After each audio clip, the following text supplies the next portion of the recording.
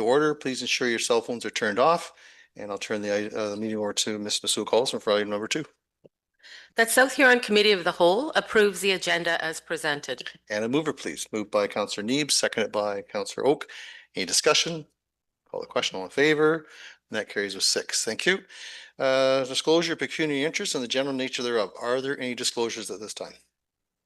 And not seeing any, move on to discussion 4.1, and we welcome our friends Jim Graham and Christian Krupa to the podium here, our table now, I guess.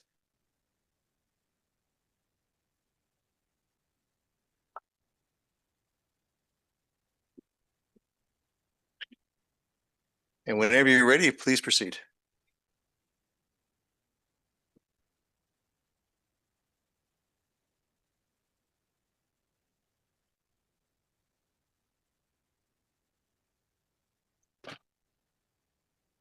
Mr. Mayor, members of council, staff, we're very pleased to be with you here today to talk to you about Tri-Recycling. We've got a long history, both with your municipality and throughout Southwestern Ontario, doing good things for the environment. And we would love to take this opportunity to share with you both what we've done, what you're doing, and where we can go in the future. So how do we move forward slides? Okay. All right. So we'll go to the next slide. My desired outcome today, by the time we've finished, is to tell you a little bit who Tri is, what we've done. I'd like to give you some sense of the challenges in the waste industry for all municipalities in Ontario, what's looming on the horizon. And we'd also like to celebrate South Huron's leadership and success in diversion and maximizing its landfill resource. It really is an example for small municipalities throughout Southwestern Ontario that are just realizing what the looming crisis is going to cost both the municipality and ultimately residents. So Tri-Recycling, family-owned business and family-owned and operated since 1991. It is based in Middlesex Centre. We say London, Ontario, but our world headquarters is in Middlesex Centre. Our main operation site is in Middlesex Centre. We have two operations. One is on Dingman Drive, but our main facility is on Clark Road near Medway Road. And that's where we do most of our construction demolition recycling, as well as our composting for municipalities throughout Southwestern Ontario. We've always been diversion focused. Basically, we have to compete with the private landfill pricing. Contractors want to do the right thing, municipalities want to do the right thing, but if we're a dime or more than to recycle than it is to take to the landfill, it's just the reality of our business that we won't see that material. We began working with municipalities about 22 years ago. Started small with the City of London, starting to compost their leaf and yard waste. And now we offer a variety of services that we'll be talking about to over 30 communities throughout Southwestern Ontario and even as far as the GTA.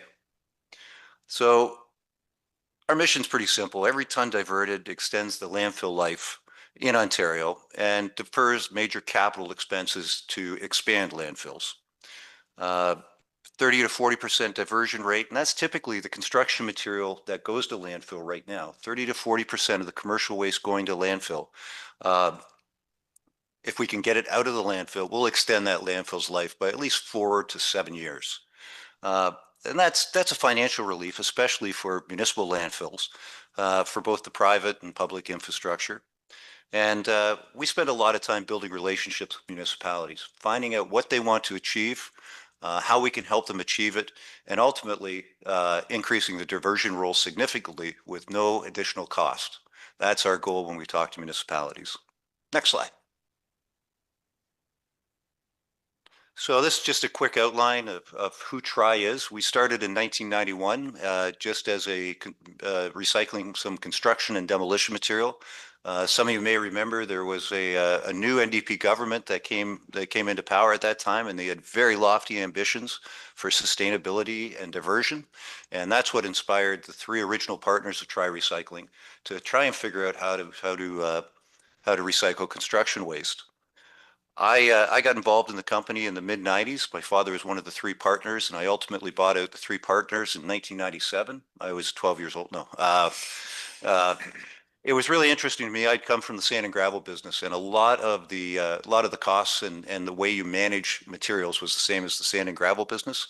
And there was no guide for dummies, which said to me that there's going to be a few dents in the drywall, but a lot more high fives. So it's been a fun business to develop in. And I would say right now, Try Recycling probably recycles the most construction material of any company or facility in Canada. Again, unfortunately, landfill rates are still very cost effective in southwestern Ontario and throughout Canada. We got lots of land for them. So you really have to have a sharp pencil, good ideas, and a fantastic team to be able to compete. Early 2000s, we saw opportunity in composting. There was more and more provincial policy to recycle leaf and yard waste with large municipalities, and there was just the starting inspiration to start to recycle food waste. Now, the one challenge with compost is it's easy to get the contract to get it in the gates, but what you should be looking at for your residents' best interest is it being made into something valuable at the back end when it's done, when it is actually compost. And that was always our focus, was to make sure that anything we received to compost from a municipality or a landscaper was turned into something that could be used for residential use. Right now, all of the leaf and yard waste we compost for the City of London, City of St. Thomas, and a number of small municipalities ends up in the Scott's Miracle-Gro bags. And that requires a lot of quality assurance, and it requires a little bit different production than if I was just going to look at taking the stuff in the front gate and making the bare minimum product at the back end. And that's kind of the way we've also looked at construction material, is how can we get the most valuable product diverted from the waste materials coming in the front end. Our focus on quality products, our focus on homes for the material that we received, garnered a lot of interest in the last 10 years from municipalities trying to do the right thing and trying to preserve their landfill space or reduce the amount of material going to their landfill. And our Ministry of Environment statistics has been pretty steady the last 10 years. We typically 84 to 85% of everything we receive coming in goes back out as a recycled product. And we're very proud of that fact. And it's something we can show municipalities to guarantee their residents, show companies to guarantee their customers that their materials aren't just being greenwashed. We are committed and diverting their material. Next slide, please. So why diversion matters in Ontario? I mean, let's face it, most residents don't really notice or care about their garbage until it's not picked up at the end of the curb. And once it's picked up, it just kind of disappears. Every municipality has a different level of interest, but certainly in the GTA, nobody really cares. In Toronto, nobody really cares about garbage until it's not collected at the curb or it piles up on the street. Ontario right now, and this is kind of something that's been it's known in the industry, but is not known to the wider population. We are in what we call a landfill crisis. There has not been a new landfill sited in Ontario since 1992. 60 to 70% of our waste still goes across the border to landfills, primarily in Michigan and upstate New York. So all the commercial waste that's collected in Toronto ends up going, and in north of Toronto, everything from Barrie to Muskoka. The municipality has to close their landfill. They are then shipping their waste to Michigan or upstate New York. We have two large private landfills in southwestern Ontario. In Watford, we have a waste management landfill.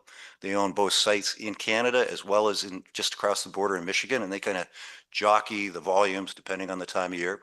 And Waste Connections, another big, large international player, has a landfill in Blenheim. And again, neither those landfills have been expanding. But if our garbage was shut off at the American border right now, we'd have less than 4 years capacity in Ontario. So that says two things. First of all, we're not looking after our own waste. And second of all, it's always going to be very expensive in these large private waste company hands as they jockey around what they do with municipal waste in the future. So you got to, I always encourage municipalities, look at any airspace in your landfill as a resource.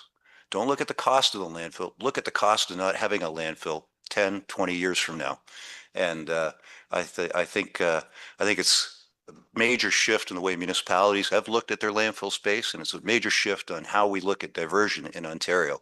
Province is starting to get it, but I got to tell you, working with the province through the different waste organizations and associations, they are several steps behind strategically on their waste files. Next slide. So just a few highlights to make you feel a little bit better after talking about the crises. I mean, in the last 30 years, we've recycled over 5,300 acres, equivalent acres of wood. Every year we fill the Bud Gardens twice with the leaf and yard waste we compost.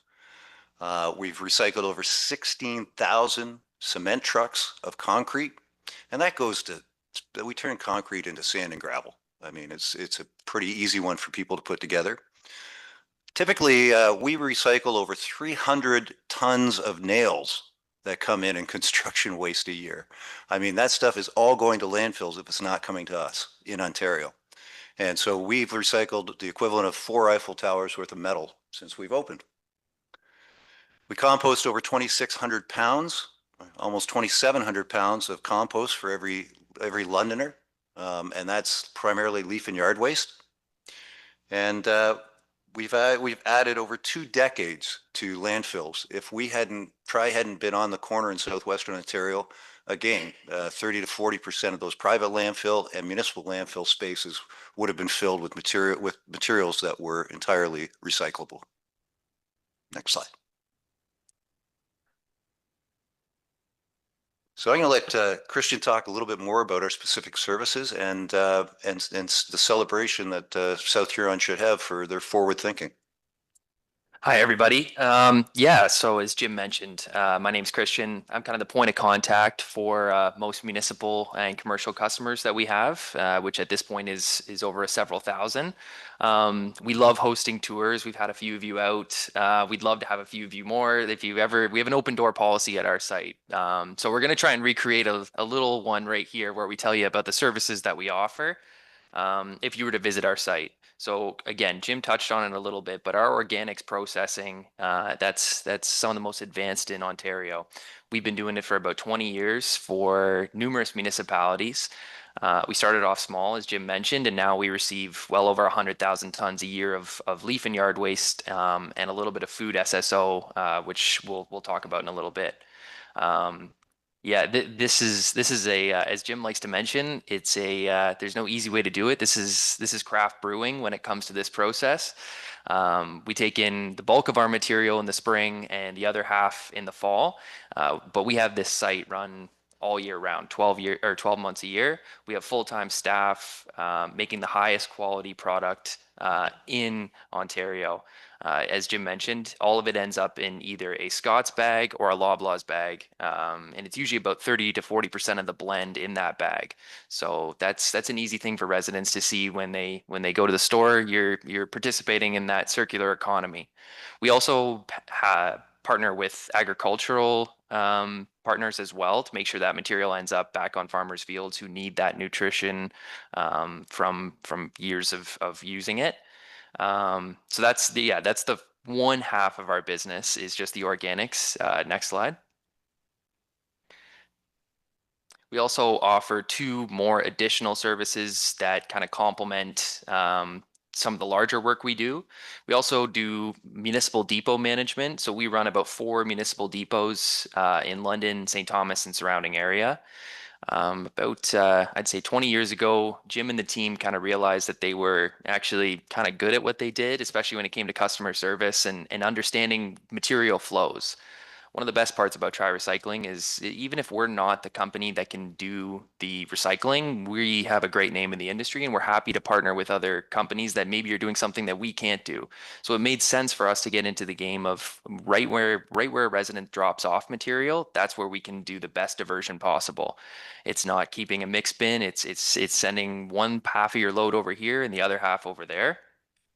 Another service we offer is off-site work. So again, it's taking our process, our staff, our equipment, and moving it to a municipality or a commercial customer that could use it, but maybe they can't send it to us. So we'll bring our grinders, screeners, and we'll set up compost operations for another municipality or C&D or whatever that might be.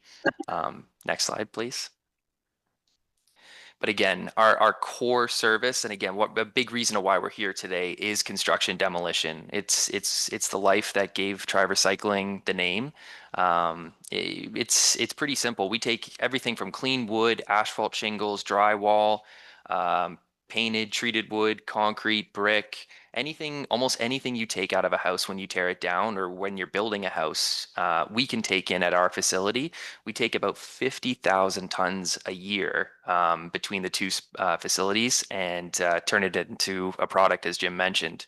We achieve an 80% diversion rate, which means a lot of that material would be earmarked for landfill, but comes to our site and we can make sure it has a second life, a third life. And again, with our open door policy, we like to show people, we like to show off, right? That's when Jim and his teams first started this company, they were kind of seen as hippies, but now we're kind of being shown we're at the cutting edge of this. Next slide, please. So again, what makes our C&D program work compared to maybe others who have tried and started over the years, and why we're still here today, is we have the space to handle it. First of all, we've got, as Jim mentioned, 2 sites, one in Arva and one at the south end of London. Both sites are open 6 days a week. They both take material all year round. We have about, I would say right now, about 2,000 active commercial and municipal customers that bring us material from as far as Barrie all the way down to Windsor. Secondly, we're built for diversion. Every material has at least 2 reuse options. So when a company starts up and they have the ambition to do what we do, a lot of times they have one product that they know they can make. But for us, we've been in the game long enough and we know that any product that comes in needs 2 or 3 homes. You can't shut off wood coming in the door just because someone buying it on the back end or someone using it for their agricultural or whatever it is we need more than 2 homes for any product that comes in. We have the tools for the job as well. Grinders, screeners, magnets, loaders, and again, some of the best trained staff in the province. All of that attributes to quality products and the ability to pivot on a moment's notice, whether that's, again, a shut off of a stream going out the door, or someone comes to us and has a unique problem that they need help with that, we can help find a solution for. Again, we hit 80 to 100% diversion rates on almost every product. So an overall rate of about 85%, but clean wood is 100% divertible. There's nothing in there that should be ending up in a landfill at all. It's one of our biggest gripes for sure. And even if it's not us doing the work, it's to see any kind of wood product like that end up in a landfill. It's just an absolute waste. Again, easy to use. If you're a resident and or a commercial customer and you visit our site, we have a no nail policy. You're not going to get a flat tire at our site. We believe in the highest level of customer service and keeping our sites as clean as possible. Those are kind of the things you need to do in the environmental world to make sure you have a long a career and a good standing name. And again, we've been in the game for about 30 years, which again leads us to why we're here today. So next slide, please. So it should say over a decade of leadership in waste diversion, but South Huron is one of our favorite case studies to bring up when we're talking to other municipalities and other members in the industry. Our name allows us to be in a lot of different rooms across the province when it comes to the cutting edge of waste diversion and what people are trying to achieve in this province. Bigger municipalities, ones with huge population bases, believe that there's a waste diversion problem and they'll find the solution, and then smaller municipalities will copy their model, and that'll be how it is. It's always our favorite time to talk about South Huron. You represent a municipality that punches well above their weight class. You are a population of 10,000, and in the past, 15 years, you've diverted over 20,000 tons of C&D material from your landfill. That nobody in the province is hitting that number on diversion, let alone if you add, even if you add in blue box, anything like that. You guys are you couple that with the blue box stuff you guys have been doing for years, and it's again, it's really impressive. So you're looking at probably about 14,000 tons of renovation demolition waste. That would be your wood, your drywall, and then over 7,000 tons of shingles alone. So that's again unbelievable. And again, just from 10,000 people. Next slide, please. So another way to look at that is that's 2 tons diverted per resident, which again, I think Jim's line is always there's, what is it, 300 recycling bins for every 1 ton of material that is recycled. So you're talking 10 years worth of one person bringing their recycling bin to the curb is what one resident has done in South Huron in the past 10 years. It's a remarkable achievement. This is a long-term commitment, and it's extended the landfill life and reduced waste management costs and set up a strong example of local environmental leadership. We love touting your name across the province. We're always trying to do it as much as we can. It's really impressive. Sorry, next slide.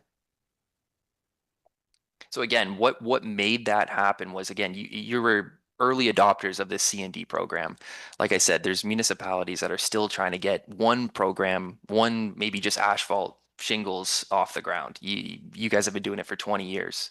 That consistent investment in infrastructure, education, and the access to being able to do that. Residents drop off the material at the landfill, and I don't even know if maybe they're aware of what they're contributing to. And that's a clear commitment to long-term landfill capacity planning. It's tough to put a number on it, but like we mentioned off the top, that's an easy 4 to 7 years. And as the market has changed on what it costs to expand a landfill, even if you were ever to get approval for that, it's millions of dollars for every few years worth of landfill space. So that willingness to explore new diversion programs is also what's kept you here. Whenever we have a new line or a new product or a new program, your team has always come to us and said, how can we get involved? And again, that's how we ended up where we are today. And again, just to reiterate, South Huron has set the standard for what rural waste diversion can look like. And we're just getting started in our world. And I know you guys are along for the ride as well. Next slide, please. So again, just a quick kind of tour of what our future services are. We're exploring the mattress recycling, which I know you guys have been a part of in the past, but again, being a bit more local and offering some different solutions. As we roll out that program, your staff has already come to us and said, how can we be a part of that? Mattresses are known as being one of the biggest nuisances for both collection and landfilling.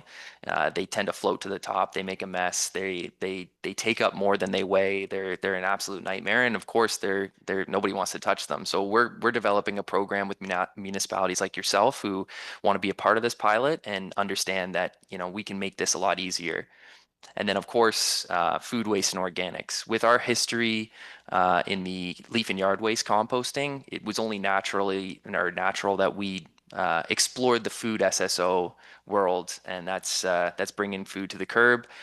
We offer that service on a pilot stage right now. We've taken in right around 6,000 tons over 2 years for our pilot, and our big mission is to create a product at the end that's actually usable, because there's a lot of players in the SSO world right now, but few are making a high-end product that can actually go in a bag. So those are some of the things that we're looking to offer in the future that I know your staff has already asked us just to keep them aware of, and yeah. And again, just wanted to say the work that you guys have done without maybe even realizing the numbers is quite impressive. I don't know if Jim has anything else to add, but yeah, that's all we have. Happy to take any questions. Oh, great. Yeah. Glamorous world of waste. Yeah, great presentation. I think we'd be remiss if we didn't thank Don Garberson directly, because Don has been a leader in South Huron for years. And we talk about a decade. I think it's decades for Don, and he's passing that wisdom on to Alyssa, which is incredible. But yeah, if Don hadn't taken that initiative back a number of years ago, you're right, we would have a short lifespan in our landfill. So full credit to Don Giberson, not to council, because council changes every 4 years. Right. Don's been a mainstay and that vision has helped this municipality for, well, it's positioned us for the next 100 years as far as I'm concerned. And he's still talking about expanding the landfill. So he's still thinking that Yeah. that's the best thing for South Huron. Are there any questions? So again, thanks very much, Don, for all you've done. Any questions, Councillor Oak? Yeah, thank you, Mayor. Just want to say thank you for looking at mattresses. It's been a beef with me for a few years because of the program. We had one at one time and it got canceled. And so when I go to the landfill from time to time and I see these mattresses going in to the landfill, it just, yeah. So thank you for looking at it and trying to make this pilot work. Look forward to more details on that. Okay, thank you. Any other comments at this time? Okay, not seeing again. Councillor Neep, go ahead. Just more of a question, because for South Huron, if we ever did move towards organics collection, one of the things that was going through my mind was uptake, and I'm just wondering, as you've gone through the process of working with different municipalities, as far as residents taking their food waste and putting it in a green bin program, was that how long did that take before there was initial success and volume? Through you, Mr. Mayor. It really varies municipality to municipality. Typically, small municipalities, the uptake is quicker. It's easier to educate the populace. It's easier to train them to put the right things in an organics box. Typically, it is in the smaller, more dense centers, the villages and towns, that you're going to see your highest volumes. But we have purposely chosen small to mid-sized municipalities to focus our programs on, because the less contamination at the front end, the better we can make that high quality product in the back. I could go on and on about organics. I mean, Toronto, the stuff that they put in their boxes, it is not useful to make anything that you can put back into the soil. It really is just getting the juice out of it and using anaerobic digestion to make power from it. But small to mid-sized municipalities and populations that have less multi-residential, yeah, their food waste can be made into a high quality soil amendment. And I think that's the best use and the best return on investment for the taxpayer that's taking the time to do the separation and take it to the curb.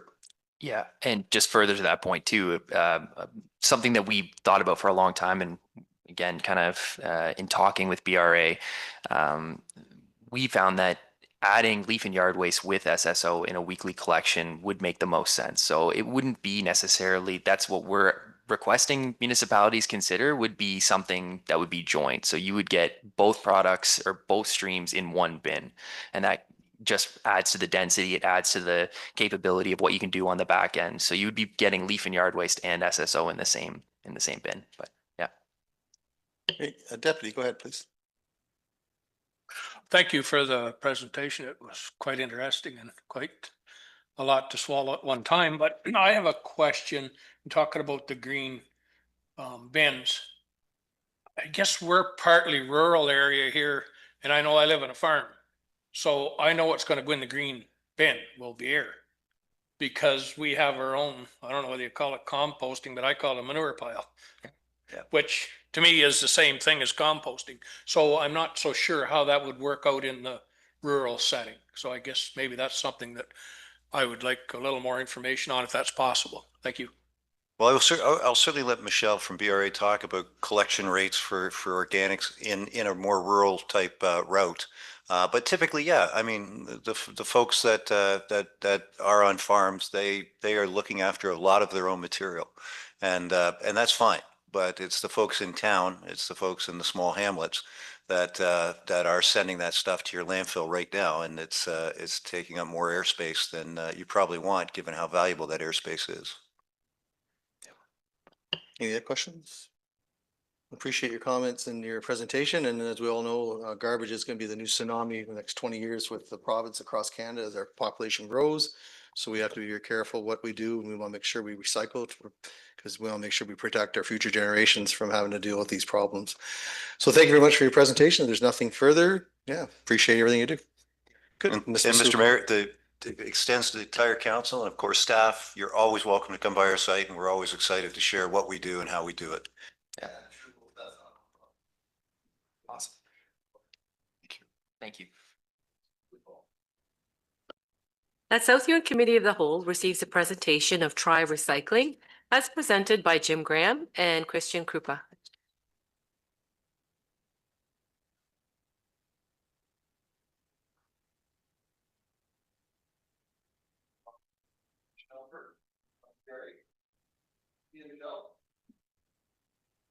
Whenever you're ready.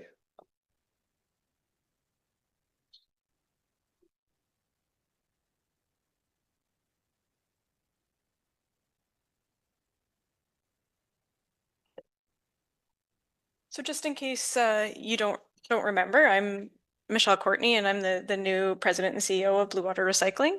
I'm just going to kind of give you a brief summary of who we are, what we do, and what we're looking to do in the future. So looking here, we currently service 20 municipalities and 3 First Nation communities in 4 counties, Huron, Perth, Middlesex, and Lambton County. So the dark blue is all the areas that we service. Sorry, next slide.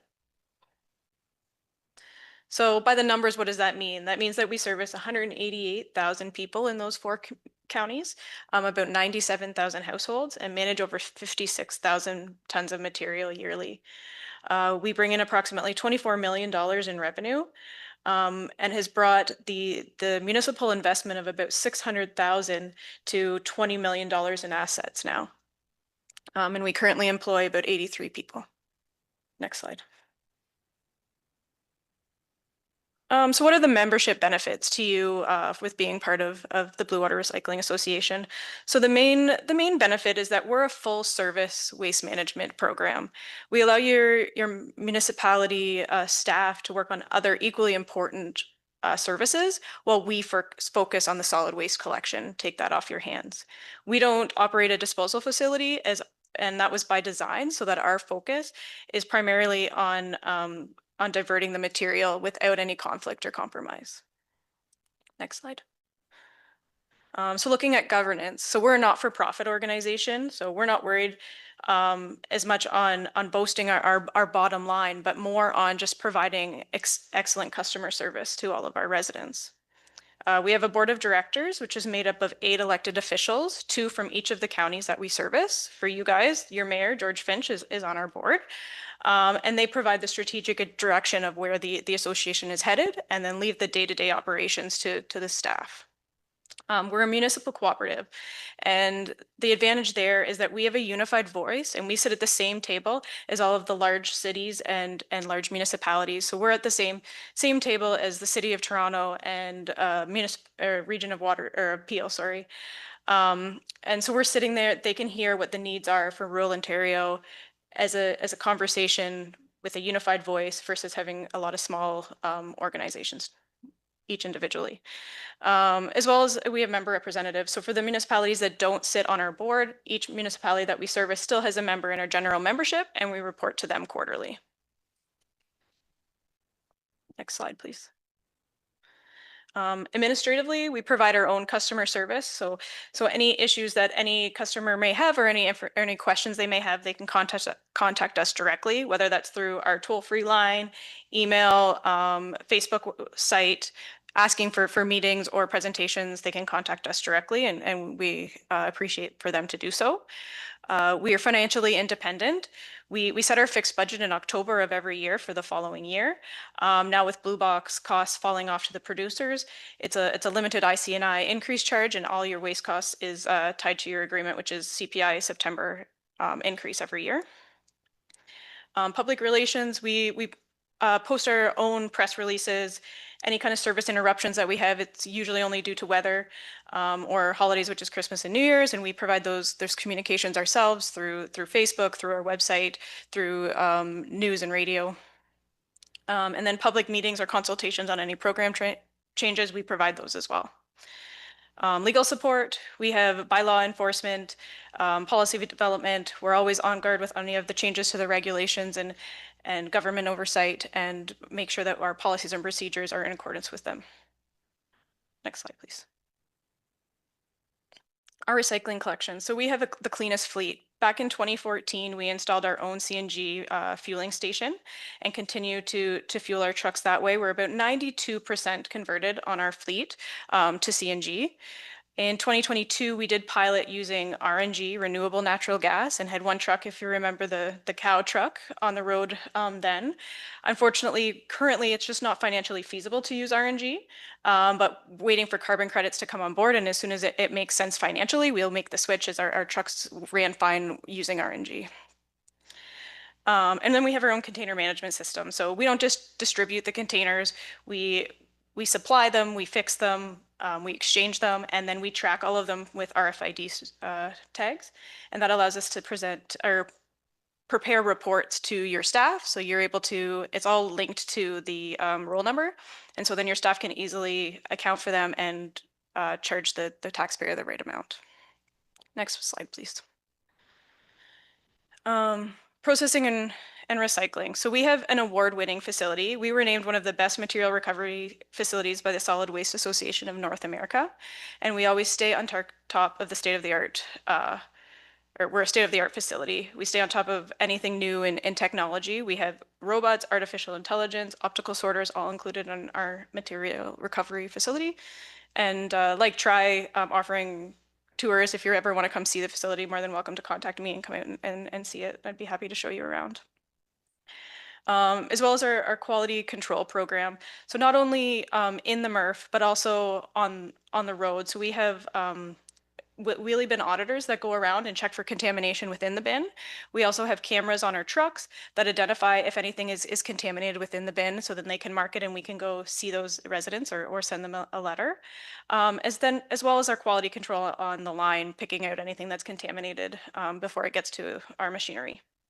And then commodity sales. So we have consistently have a better yield on revenue than the standard. And this actually proved us well in negotiations with the producers. We were actually able to continue to sell our own commodities, whereas other MRFs had to give that up and the producers sold it on their behalf, whereas they used us as a way to check to see how they were doing in the market because they knew we had better yields than the average. Next slide, please. A comprehensive promotion and education program. So not only online through our website and Facebook, but we also have a Recycle Coach app. And soon we'll be branded with our own recycling or Blue Water Recycling Recycle Coach app. But within that, for municipalities that don't have weekly collection, it allows you to have a notification on what week your collection is, what you should put at the curb. As well as you can take pictures of items that you're wondering if they should be put in the blue box or not, and it'll recognize it and tell you if it's part of the blue box program. There's also some neat activities and games that you can do to just help you become a better recycler. We do our own publishing, whether it's ads on changes to collection day at Christmas time, flyers put out to changes in what's acceptable in the blue box, our calendars every year on what collection day you have. We do all of that in-house. And outreach, whether it's just community outreach or education. We have a staff member that goes and provides presentations to schools, to senior groups, to environmental activist groups, all of that. We provide presentations, providing them information, whether it be on recycling, on waste, or any kind of waste diversion programs they're interested in. We provide all of that for them. Next slide, please. And then some complementary services that we provide. So we provide some waste composition audits. And not only is that for the recycling side, understanding what's in the recycling, what's contaminating the recycling to allow us to promote and educate on what you shouldn't put in the blue box, but also on the waste side to understand what is in the waste stream and what can we divert out. Is it something that's blue box related? That then we need to promote to know that they can put in the blue box, or is it something that we're learning like the organic stream and how much it makes up and how we can divert that material from our waste stream? Research and development. So we're always keeping on top of the latest developments in the industry and seeing how that can improve our association and what we can do to stay on top of that. And our e-waste program. So we have many municipalities that have depots for e-waste, and we manage the collection of that and ensuring that all that waste goes to recycling. And our Christmas tree chipping program that we provide at the end of the year free of charge for any municipalities that want that. Next slide, please. So here I just provided our org chart, so you know, as the changes happened when I became president and CEO in November, we had some staff changes there. So I just wanted to provide that to you, so you have an example of what our org chart looks like now. Next slide. And the blue box transition. Next slide, please. So for us, the blue box transition really started back in 2021 when we were negotiating with the producers, understanding from the ministry what the regulations were really going to read like. But for you as a municipality and for our residents, the transition started on April 1st of 2024. Between April 1st, 2024 and January 1st of 2026, we were called the transition period, and we're basically able to maintain everything that we were doing prior to April, as long as we stayed consistent. You couldn't add services, but you could continue as is. So sorry, next slide. So based on that, operationally, it really went seamless. I don't think the average resident knows that Blue Box transitioned or noticed that anything happened, because we maintain the same service, frequency, days and schedule, containers, material. We're continued to be the point of contact, so there was no real change there. Next slide. But for us administratively, we seen a change. So although the resident didn't notice, we actually ended up having to hire a new employee and do administratively have to do some more reporting, and we have to do audits. So we seen it on the back end, but we're lucky enough to say that for the I think for the municipalities and for the residents, it seemed seamless. Financially, as of April 1st, 2024, 100% of the residential recycling costs were covered by the producers. What that meant in actuality is that 95% of the blue box costs fell off, the other 5 being ineligible sources, which I'll talk about a little bit more in the next couple slides.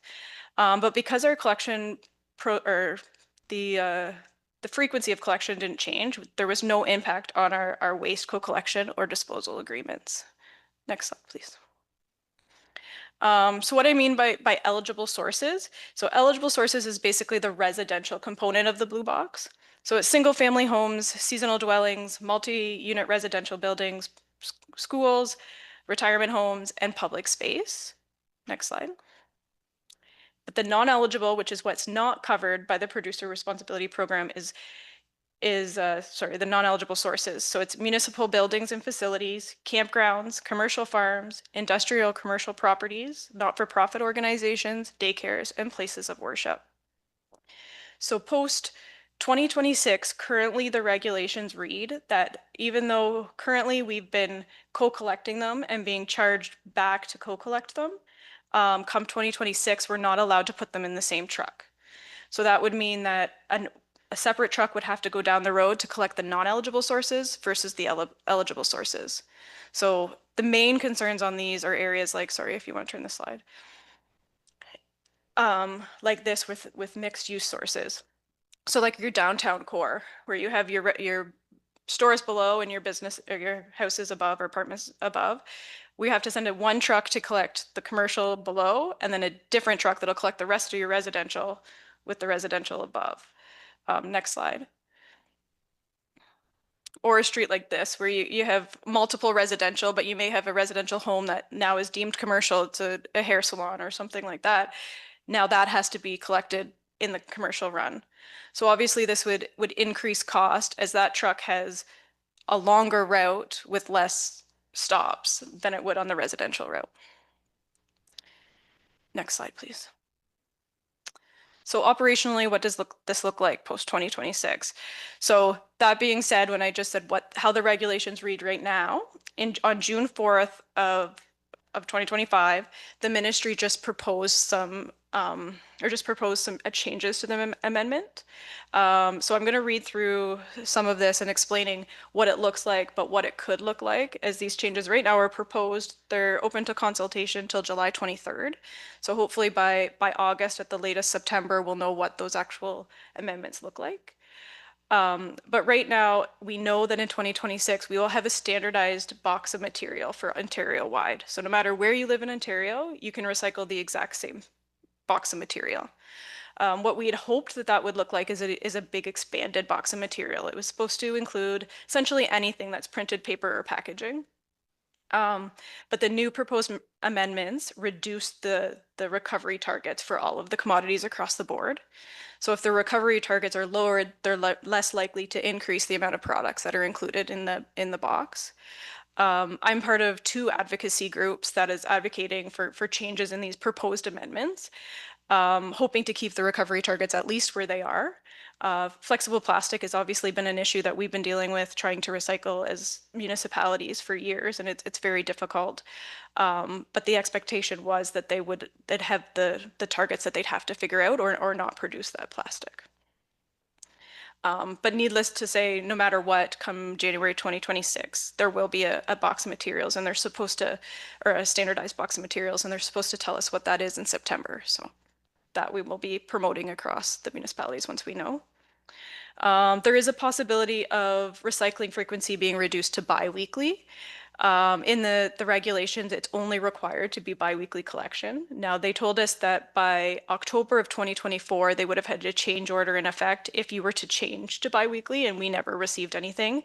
So I don't believe that that is currently an issue for 2026, but it is something we could be looking at in the future.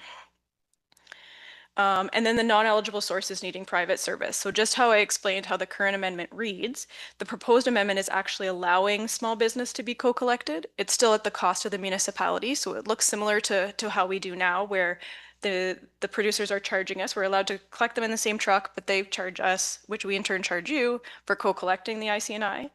The problem with the proposed amendment right now is it only includes small business. And so it's not including municipal buildings, places of worship, daycares, not-for-profits, anything like that.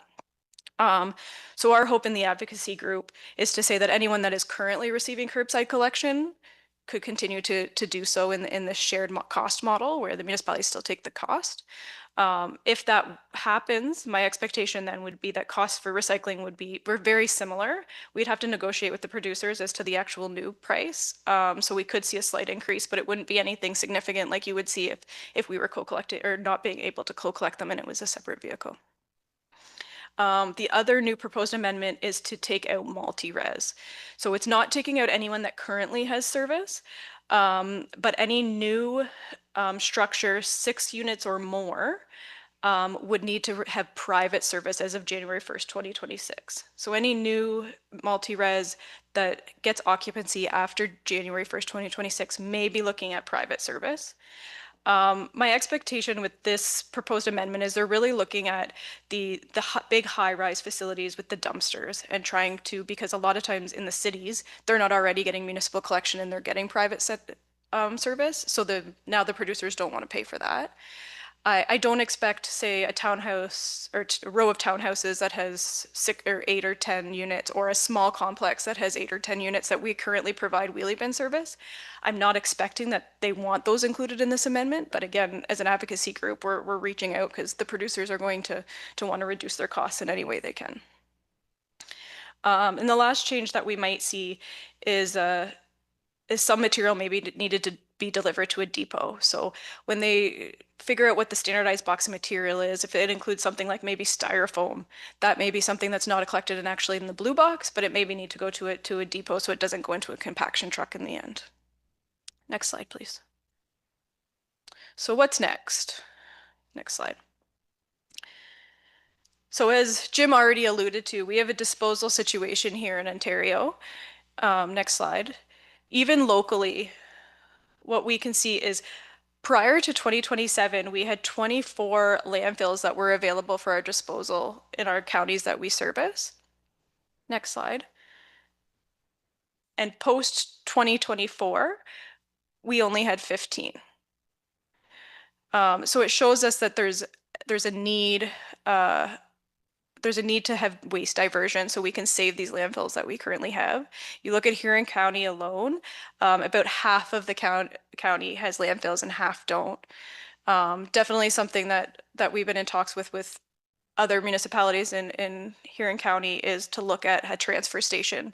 Having a transfer station where all municipalities can drop their waste and then haul it to a larger landfill would definitely benefit the financial feasibility of waste in the future. Next slide. So how do we divert material? Well, organic collection. Next slide. If you hit it one more time, some numbers will show up for me. Thank you. So from our waste composition studies, we've been able to look at what our local waste generation is. And in the waste stream, 40% of the entire waste stream is actually compostables.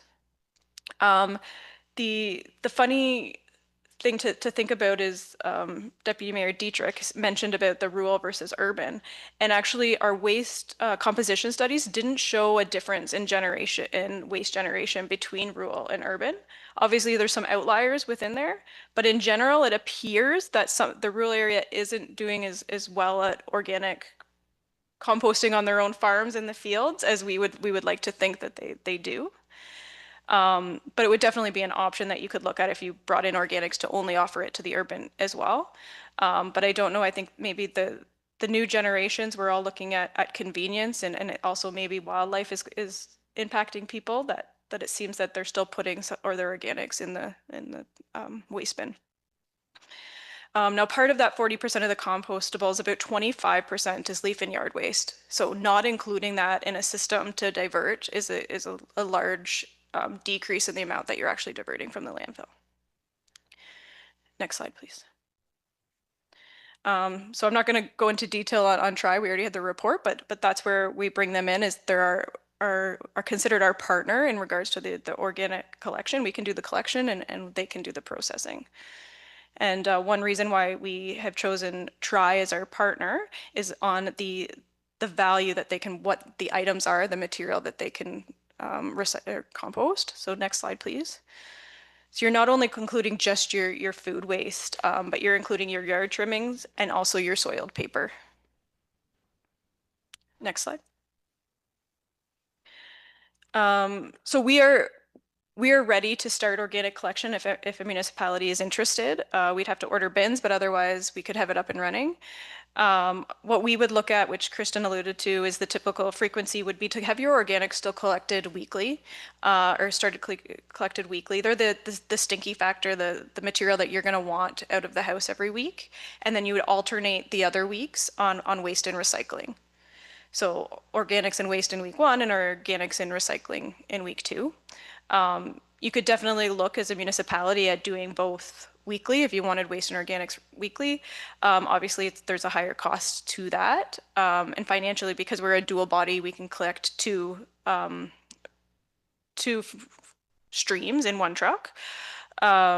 This would be the most financially feasible option. And then also the bin that we would be looking at. So we would be looking at recommending a 65-gallon organic bin. So that's your middle size waste bin that you currently have.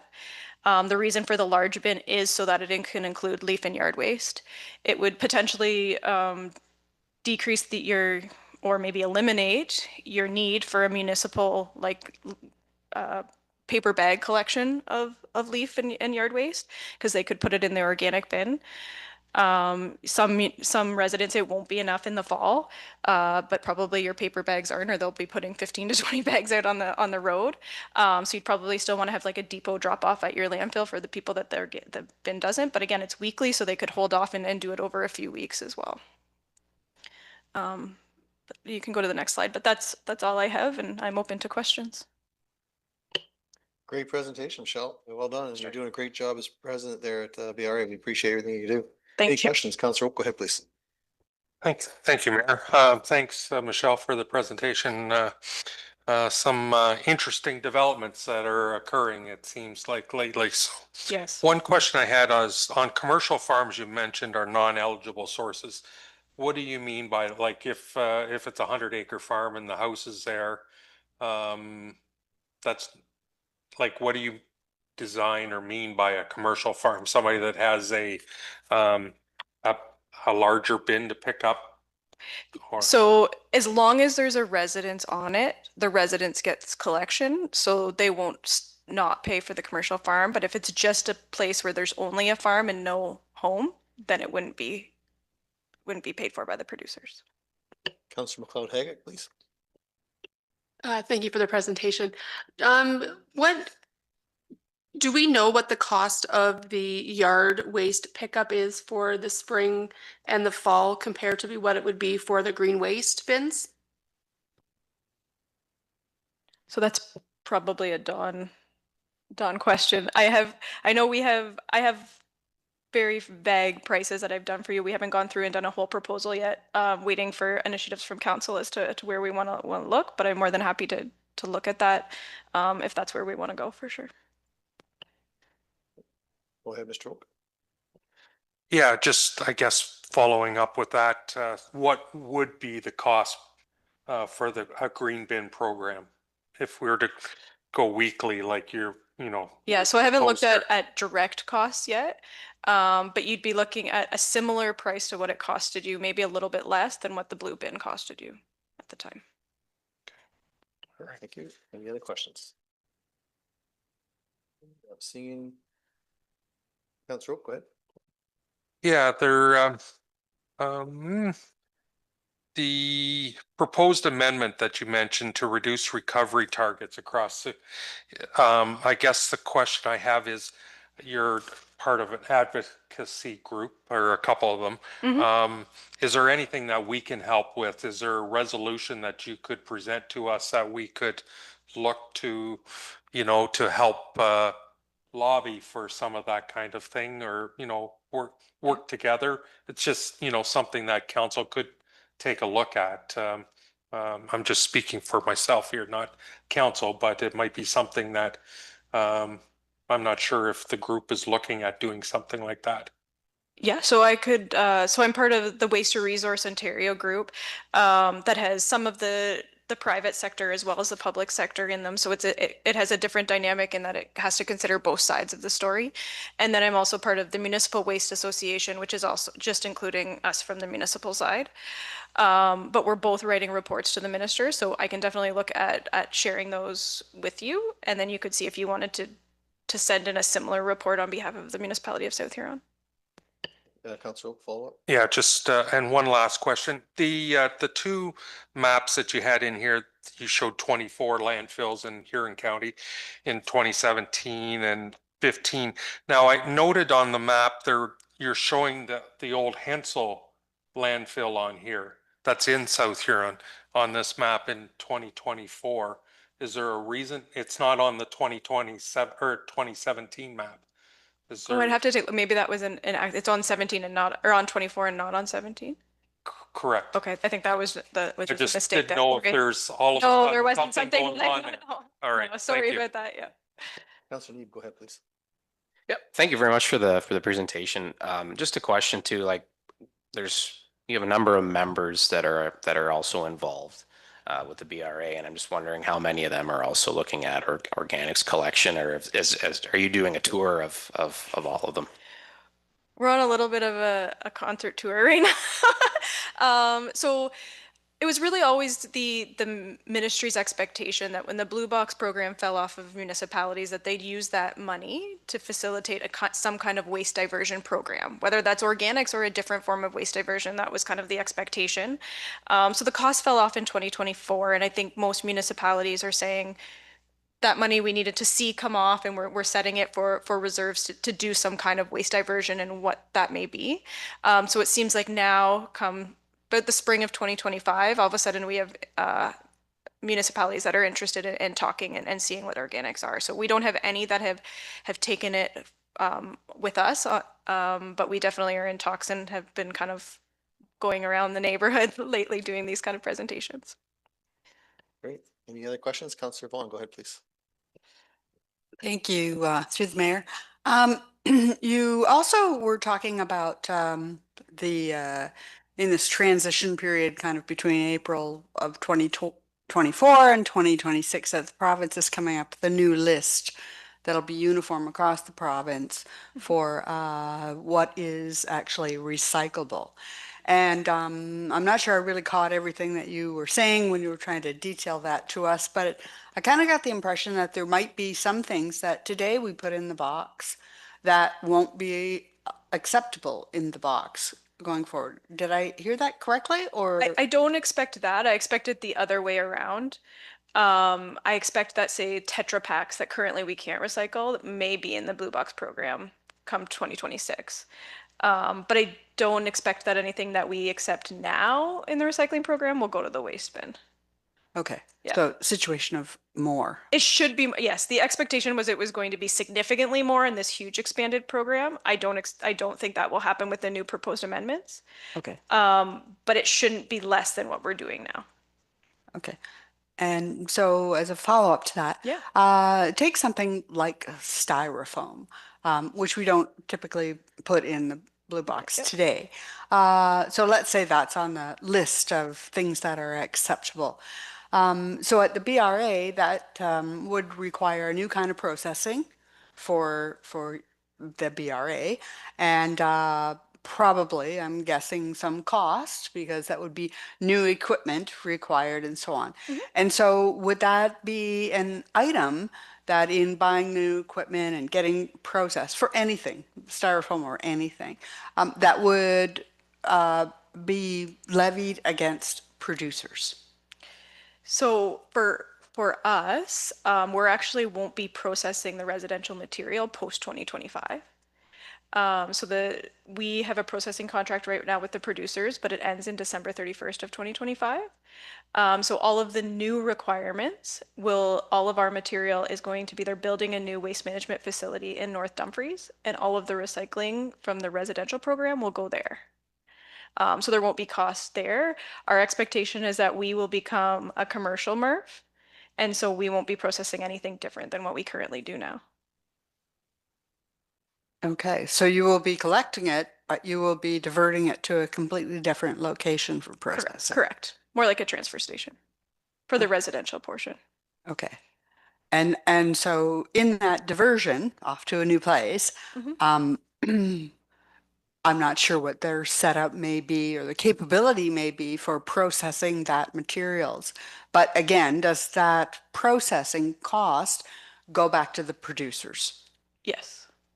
Yes. Okay. So they actually, without going into a great detail about the producers, I don't want to lose you in the details, but the producers with this proposed amendments, they're actually upset because they're paying to build this new facility essentially in North Dumfries to meet the expectation of the increased targets, and now they're reducing it. So they're saying their costs are going to be high because they have this brand new facility trying to extract material that we couldn't process or recover before, and now you're reducing it to satisfy some of the producers that didn't think ahead. So, but the producers are paying for all of that. Yes, it won't go on the municipality. Okay, thank you. You're welcome. Any other questions? Okay, not seeing. Great job, Michelle. Really appreciate you coming out and appreciate your time. Thank you. Good. Mr. Sewell Colson, please. The South Huron Committee of the Whole receives a presentation of Blue Water Recycling Association as presented by Michelle Courtney. And a mover, please. Moved by Councillor Neeb, second by Councillor Oak. Any discussion? Call the question, all in favor. That carries with 6. Thank you. Next item, please, 4.3. So. Go ahead, Don, whenever you're ready. Well, good evening, Mayor Finch, members of council. First thing I want to say, I did not pay Christian to pass those compliments about the recycling.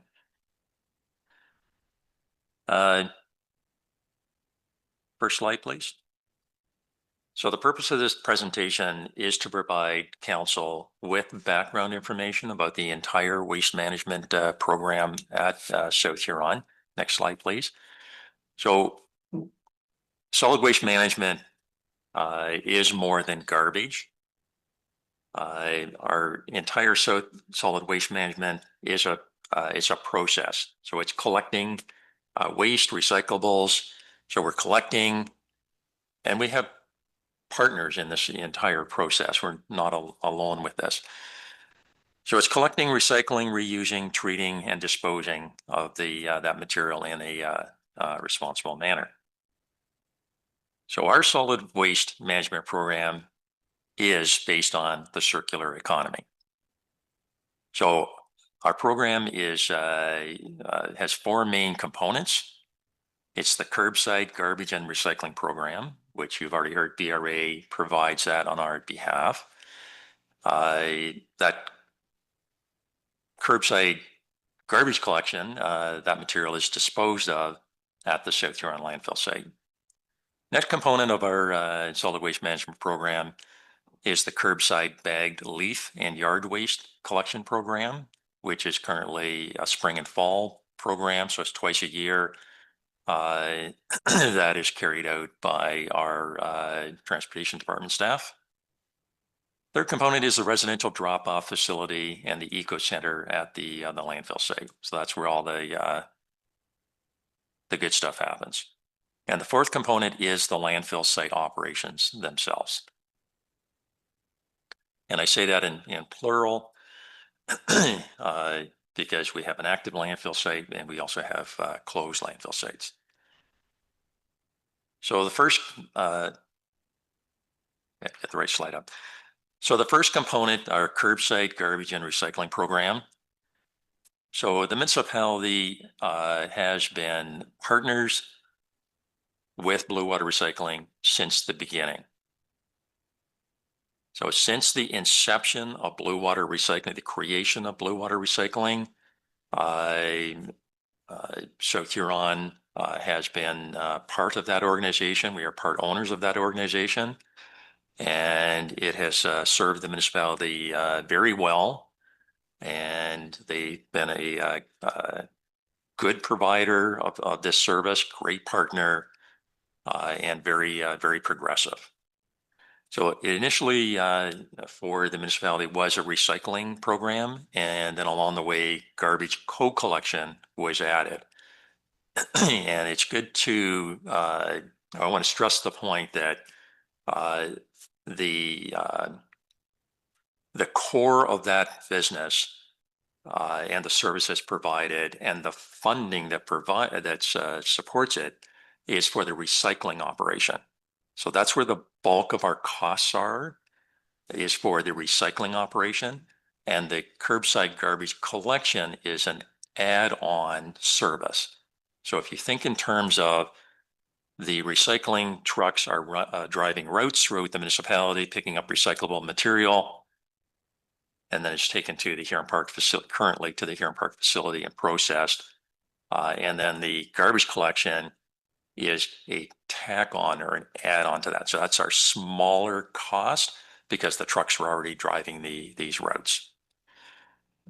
So with Blue Water Recycling in 2012, the automated curbside program, or more well known as the wheelie bin program, did start. And that did significantly modernize that entire program. Allowed for the increase in collection of recyclables, reduced the amount of waste just with the program itself, but also helped with cost containment for our partner in this, Blue Water Recycling.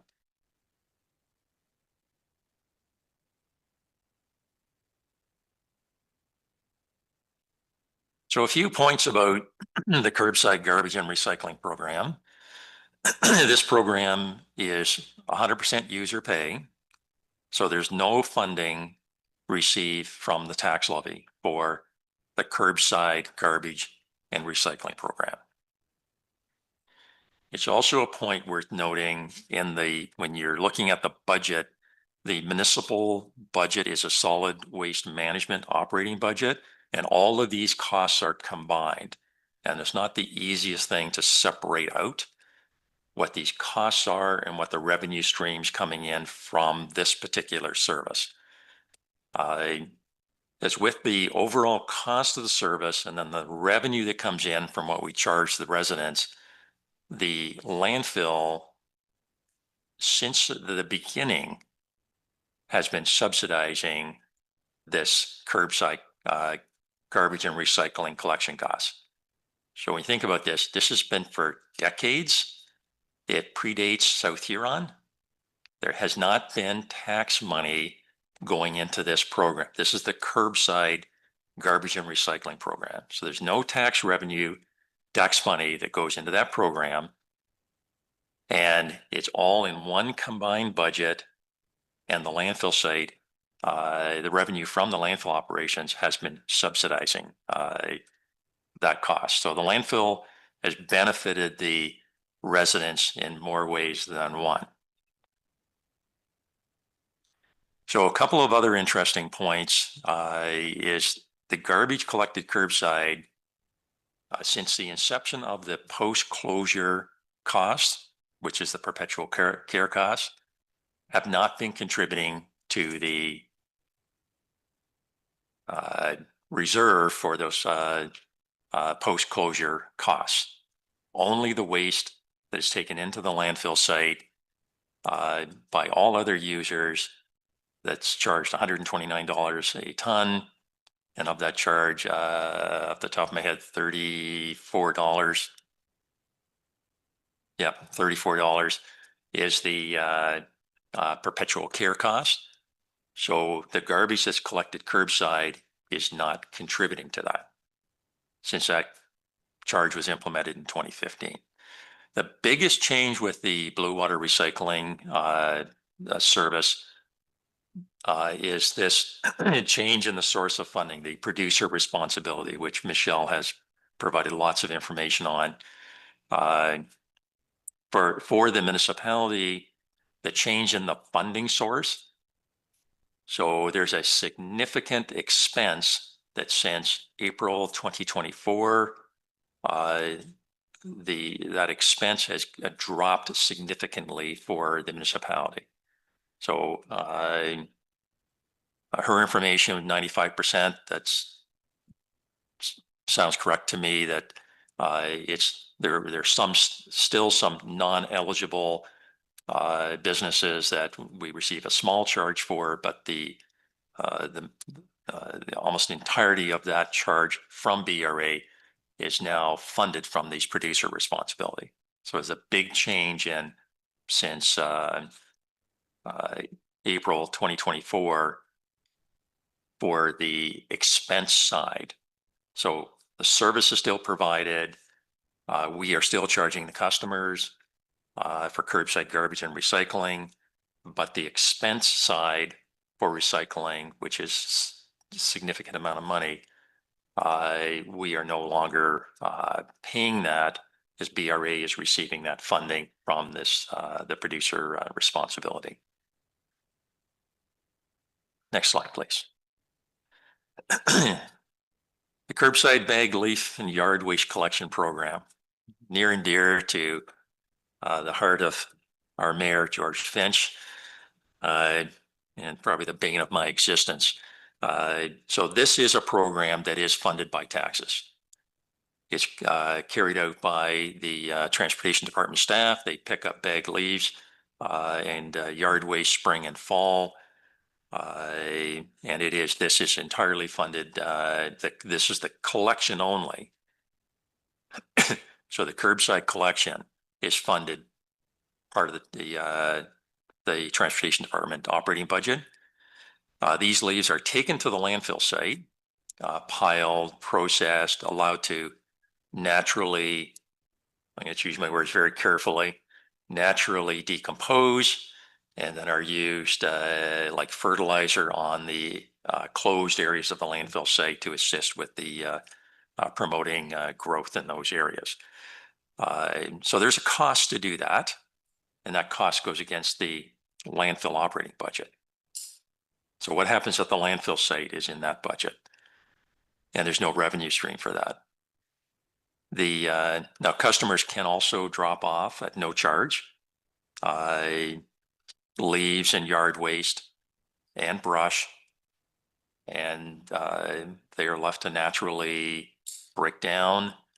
They have to be turned every so often, and then they are also then spread on the closed sections of the landfill mound, and that cost is in the landfill operating budget. So I just want to be very clear of the whole waste management budget. This is the curbside collection of leaves is currently being funded by taxes. The disposal and processing that we do, anything at the landfill site, is part of the landfill operation. Next slide, please. And Alyssa is going to pick up and explain what happens at the our drop-off facility and eco center. Yeah, thanks, Don, and thank you, Council and Mayor. So just a brief overview of our current drop-off facility and eco center at our South Huron landfill. So as touched on by Tri Recycling, we currently divert construction and demolition material, asphalt roofing shingles. We also divert concrete and bricks, tires.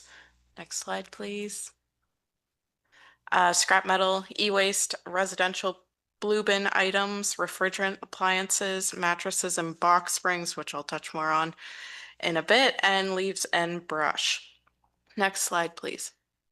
So currently, construction and demolition material is taken in at a charge per ton. We stockpile it and it is recycled at Tri Recycling. This also includes asphalt roofing and shingles. Concrete and bricks are taken in at a small cost. These are recycled and reused at the landfill for road building or anywhere else that we need to reuse these for. Tires, only non-commercial, are taken in at no cost to the South Huron landfill. We then partner with the Provincial Tire Management Program, and these are recycled at no cost to the municipality. Next slide, please. Scrap metal is then also taken in free of charge at the South Huron landfill. It generates revenue for the municipality as we've partnered with Ben Met Steel out of Stratford, and it is recycled. E-waste is the same. We take that in for free, but it does generate small revenues for the municipality as it is recycled through Zubix in London. We have a small residential blue bin provided by BRA for free blue bin items.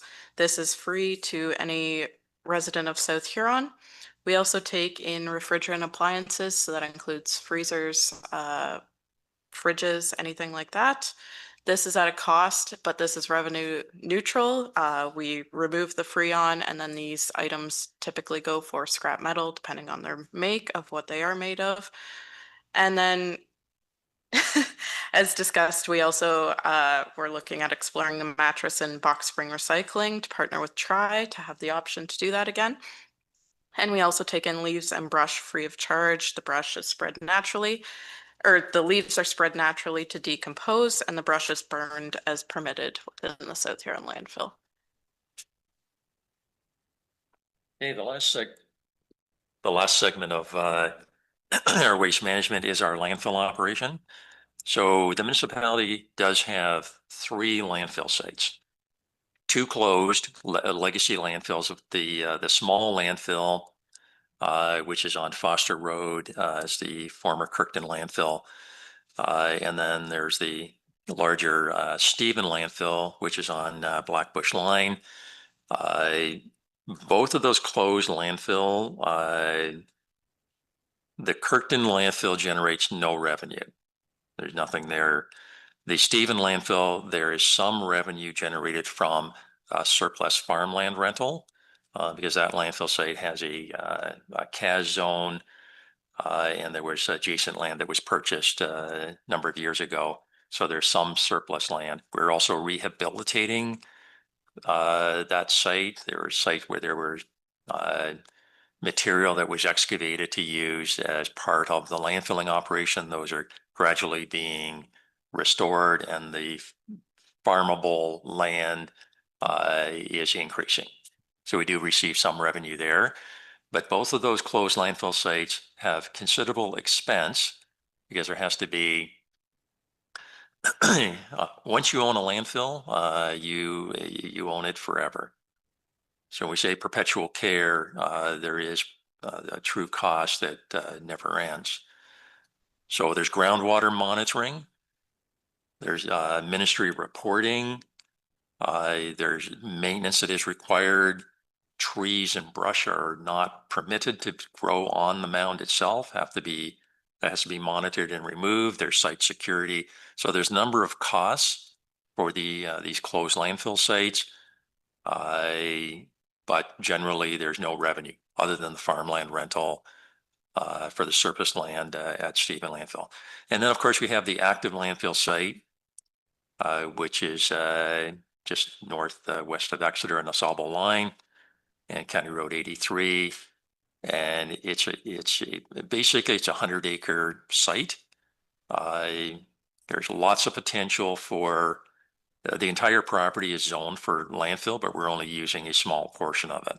And later in the presentation, we'll discuss the landfill expansion, but it's not actually an expansion of the landfill site. It's obtaining approval for the next piece of what's already approved. So it's a large site, but the ministry approvals are just in stages. So it's just gaining approval for another piece of this overall pie.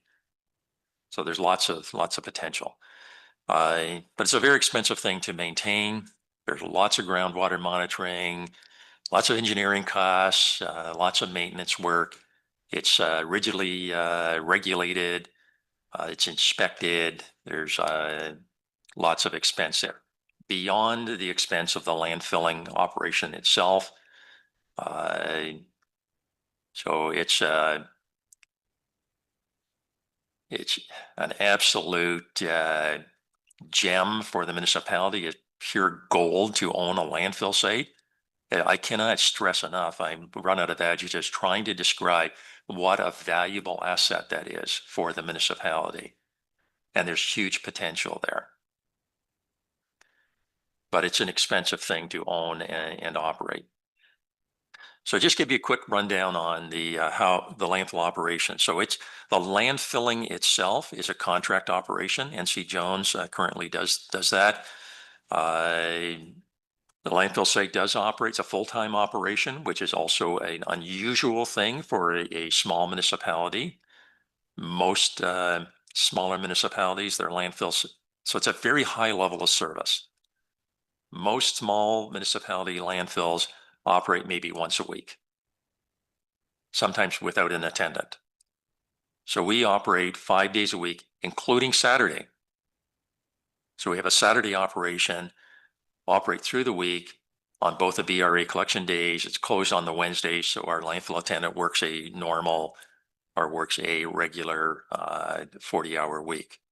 So we have one full-time employee there, which is the landfill attendant.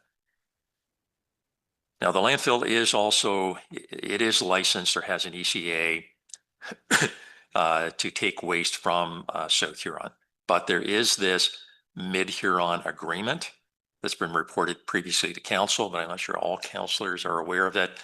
But in our license or our ECA, we are approved to take waste from Central Huron, Goderich, and Huron East, but only if the agreement is exercised, and the agreement has lots of provisions in it, including 1 year advance notice, and they are required to pay the tipping fee as determined by our independent third-party engineer, which was last updated about 5 years ago. And no, sorry, 2015. Last updated in 2015. So our tipping fee is $129. The full tipping fee for anybody external is $154 a ton. You can currently dispose of waste at Waste Management's landfill in Watford for in the $40-some range a ton. So that agreement still exists, but it's very unlikely it will be executed. So as reported to council with the last annual update report to council that Alyssa provided, the site has, under its current stage of approval, has 12 years of landfill space remaining. And I've already stated the active landfill site has extensive groundwater monitoring. That's on the property, on the mound, surrounding the mound, on the surrounding property. So it's an extensive operation. And the post-closure costs, because I know Aaron will, I think was shocked when it was redone or updated this past year. because once you close a landfill site, it goes into it's into perpetuity. Constant monitoring, constant reporting, and constant maintenance. So once you close a landfill site, you're not generating any revenue from the landfill. We only have the surplus farmland from the surrounding that was purchased for the CAS zone on the east side. That'll be the only revenue coming in there. Next slide, please. So the landfill expansion update. So this is stage 3 to get an approval to expand the next step or stage of the landfill site that's already approved for the entire property to be landfill. So we have the concept plan, so the engineering drawings have been prepared. We've completed the natural environment study. The hydrogeological study has also been completed. But the key recommendation from the hydrogeological study is to continue to operate the landfill site based on natural attenuation. And what natural attenuate, most landfill sites have a liner, and they collect the leachate, and then the leachate is pumped off and treated. It's either trucked or pumped to a municipal wastewater treatment facility to be treated. That's how most landfills operate. South Huron landfill, constructed in the 1950s, it was built basically in a swamp, and there's a high water table, and it operates with natural attenuation. That's what our approvals are based on. All the updated ECAs are all based on this. The hydrogeological work is also based on this. So the leachate goes into the groundwater below the landfill mound, and it's treated naturally through the like a natural process, but it also moves with the groundwater. So hence the requirement to have a CAS zone, which is a contamination attenuation zone. It's a monitoring zone.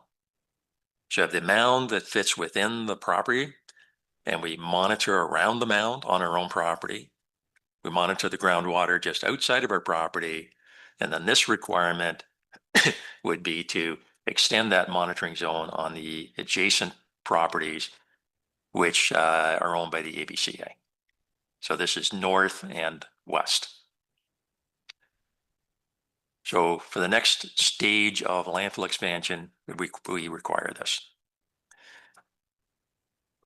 And I must say, there has been lots of discussion over the years, different initiatives with the ABCA, and those discussions continue with the ABCA staff. I'll also elaborate that this was before the ABCA board about 10 years ago. I did the presentation. We had our engineer present. We had representatives from the M&R and the MOE who supported this concept, but it was turned down by the ABCA because the ABCA staff would not support it. And so there's been a lot of work done since that time, further studies, more work to I guess prove the concept and to confirm that it's not harming the environment. It's a monitoring zone. It's like an early warning system. I'm a military guy, so I think in these terms that it's like an early warning system. You monitor and you detect early, and then you can react and do something.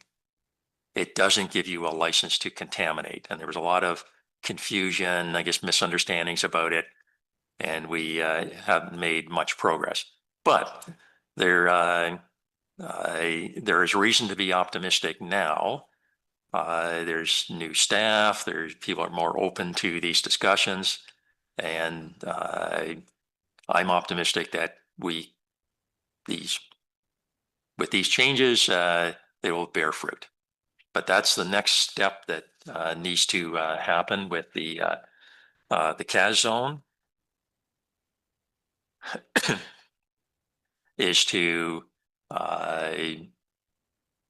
work with the ABCA staff, and if they support the concept, then do a formal presentation to the ABCA board and move forward. Next slide, please. The solid waste operating budget surplus. So this is there's a lot of interest in this, so I'll be as careful as I can with this. So on the municipality side, the solid waste operating budget, so this is everything together except for the bag leaf, which is paid by tax and tax levy. So the curbside recycling, garbage collection program, and the landfill operation, and everything else that's done with closed landfills, it is currently in a surplus situation because of the change with producer responsibility. It's a significant number. So that's our current situation. So that surplus can be used for a number of things. So you could use that surplus to fund a new green bin program, which a green bin program is a great program. And we should be advocating for this to reduce the waste going into the landfill site, divert more. It definitely is a good program. And it's great to see partners, people we've been doing business with for decades, are promoting this and are willing to provide this service to us. But we can't lose sight of where we've been and what we're currently dealing with. So the fact that the curbside garbage collection program has been subsidized by the landfill operation for decades, and with landfill tipping fees that increased in 2015, it's gotten worse. And now we've been operating for a few years. We've been draining the reserves to fund this. And now in the last few years, we've been running a deficit. With the change in the funding source in 2024 is the first year that we've been not in a deficit situation. And the subsidy for the disposal of the waste picked up curbside is in the magnitude, it's over half of the cost to dispose of waste picked up curbside. And there's no contribution to a perpetual care. So you get about half the tonnage that's going to that landfill site annually, and you're only contributing to this future cost by only about half the tons. So that is one other use for this current surplus is to fund this post-closure or perpetual care costs. So you're in a surplus situation now, but you've had funding deficits in the past. So we have no reserves to pay for almost an $800,000 expansion when we get stage 3 approved, because I'm confident we're going to get it approved. But there isn't the capital cost because we've been keeping the curbside collection cost down. We have some of the lowest rates. Michelle's going to back me up on this one because I know she will. We have some of the lowest costs around for our curbside collection. It's because we've been subsidizing. But we've used reserves that were intended to pay for the landfill expansion. So now that we're in a surplus situation, we really should be building that.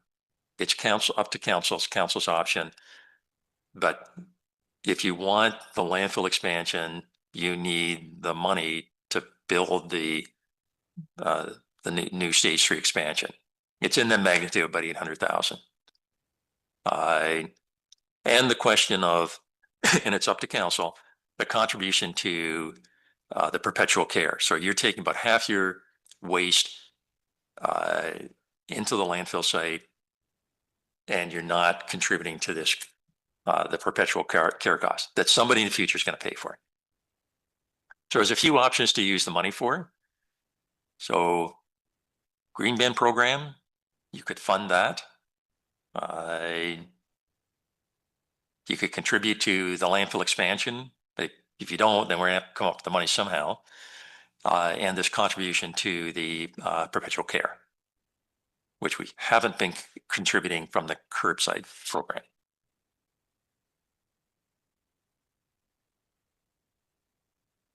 So next slide.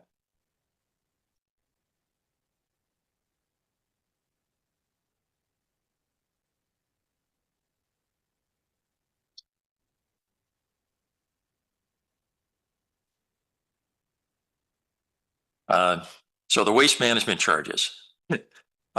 These are next steps and recommendations. So the first recommendation is that we are not paying for the recycling. The producers are paying for the recycling. So we really shouldn't be charging our customers for the recycling. But the garbage charge is way too low because we haven't been collecting enough money. So one of the recommendations is to consolidate that charge. Or basically eliminate the recycling charge because somebody else is paying that. The producers are paying that cost. And keep the solid waste cost to the customer with no change. So don't change the cost, but eliminate the recycling, but increase the curbside garbage charge to cover the cost of disposal of the waste and contribute to the perpetual care cost. So you eliminate, on the slide I'm saying consolidate recycling and garbage charge. So we have just one charge for solid waste management, but you eliminate the residential, the $47 a year residential recycling charge, but add that to the garbage collection cost so that we are paying for the curbside program the true amount for disposing of the waste. So collapse those charges, but have no increase to the customer. Like do not increase the curbside solid waste management costs, and don't increase the tipping fees. So the basic recommendation from the staff is right now, until everything settles down, because there's still a lot of uncertainty with the whole recycling program, that just keep the status quo. And until things really settle down, then we'll have a better idea about expanding into new programs. Because we don't know if there'll be a change to bi-weekly collection. We don't know if there's a lot of unknowns. If recycling doesn't continue, then our waste collection cost will no longer be a co-collection cost. There'll be a separate waste collection, and that cost will grow significantly. So there's a lot of uncertainties. So the staff recommendation is keep the status quo, keep the costs the same, but stop charging for the recycling and move the cost into the waste charge.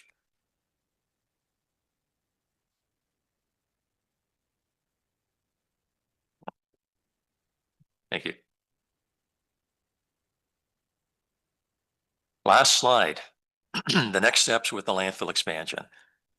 So the key one is to negotiate the CAS zone agreement with the ABCA and get this done. But also, we need to be prepared if CAS zone agreement cannot be negotiated, what are the alternatives? And there is a technical alternative, and then there's other decisions that can be made.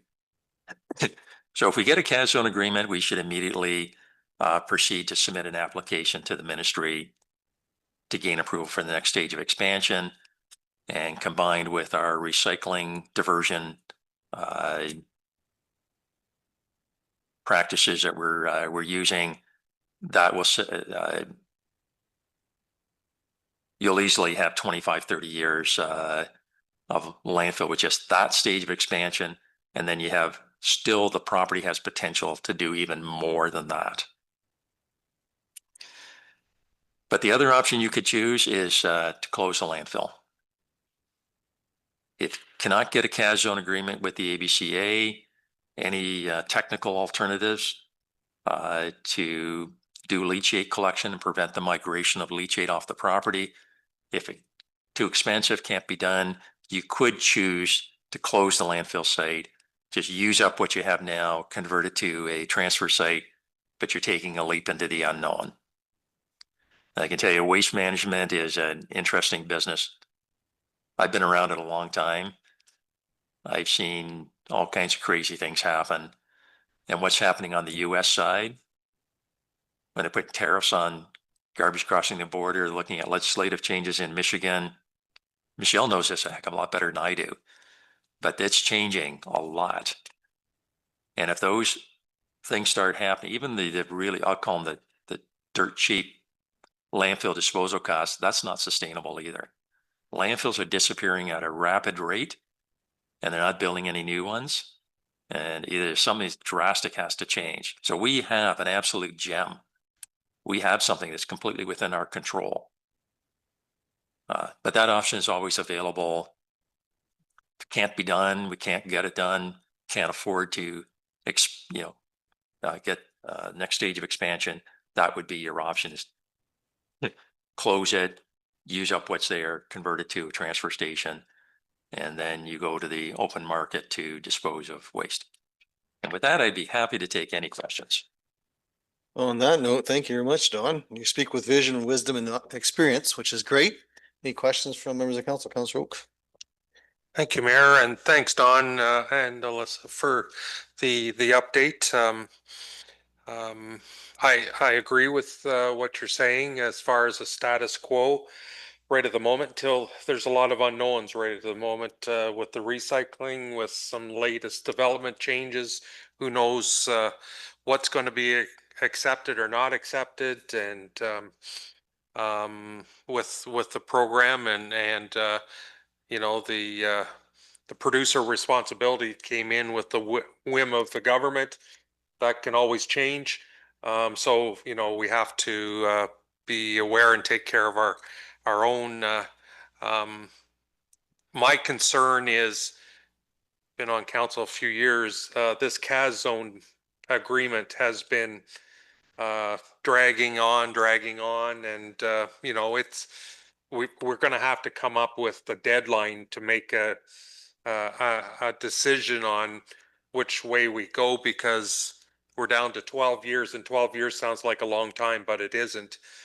Even if we get the go ahead right away, how many more years is there for still getting approvals for this latest phase, even if you did have an agreement? So that's one question.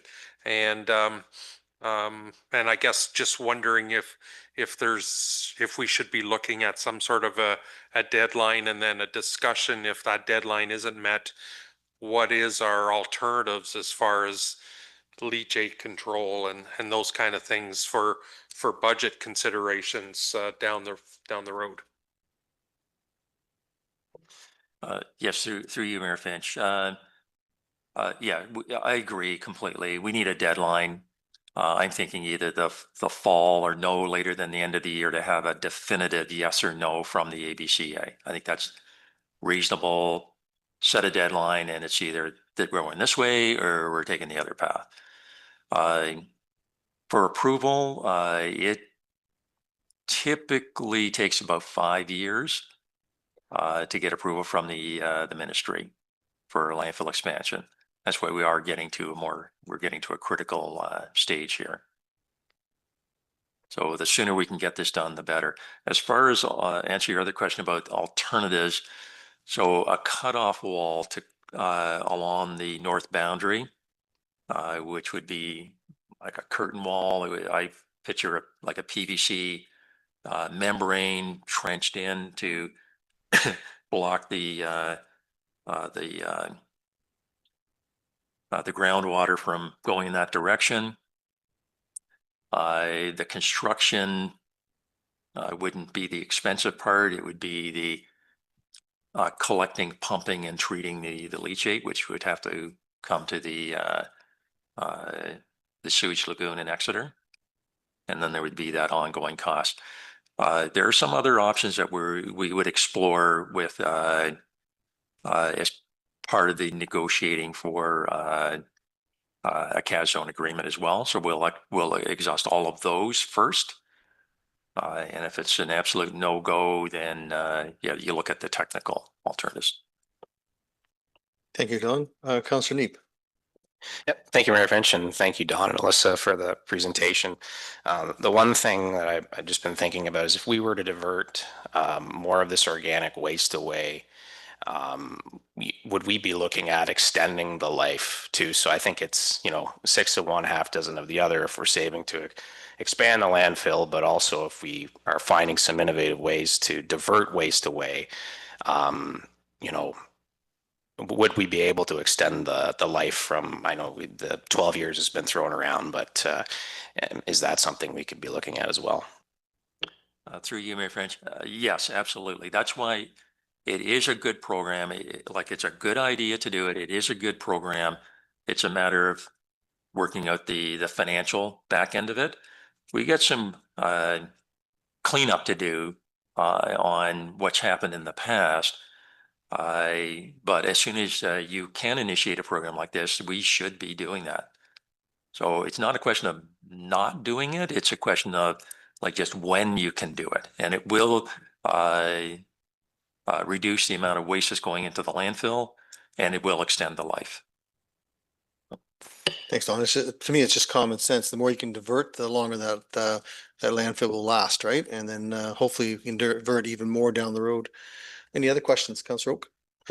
Yeah, and I agree. I think in the future, the green bin diversion makes sense, but I think we need to know what it's going to cost to expand our landfill and get that done first, because